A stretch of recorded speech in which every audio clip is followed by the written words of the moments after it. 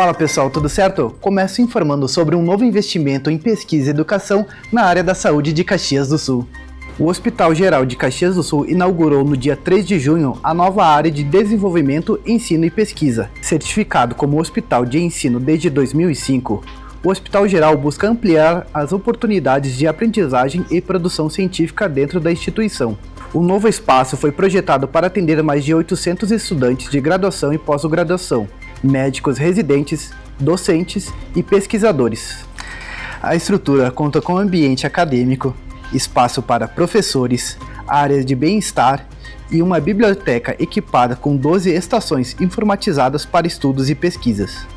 A iniciativa reforça o compromisso da instituição com a qualificação profissional, a produção de conhecimento e a melhoria contínua da assistência prestada à comunidade.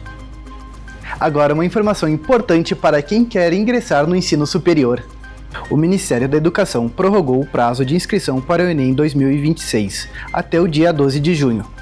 Com a mudança, os candidatos ganham mais uma semana para realizar o cadastro na página do participante acessando o QR Code na tela. Para quem não possui isenção, o pagamento da taxa de inscrição poderá ser feito até o dia 17 de junho. As datas das provas permanecem inalteradas e estão marcadas para os dias 8 e 15 de novembro em todo o país. O exame é a principal porta de entrada para diversas instituições públicas de ensino superior e programas federais de acesso à universidade.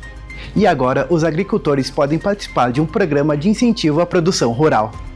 Estão abertas as inscrições para o programa Milho 100%, voltado à recuperação das lavouras de milho e sorgo para a safra de 2026 e 2027.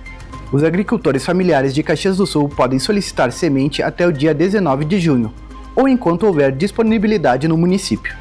Neste ano, foram disponibilizados 336 sacos de sementes pela Secretaria Estadual de Desenvolvimento Rural.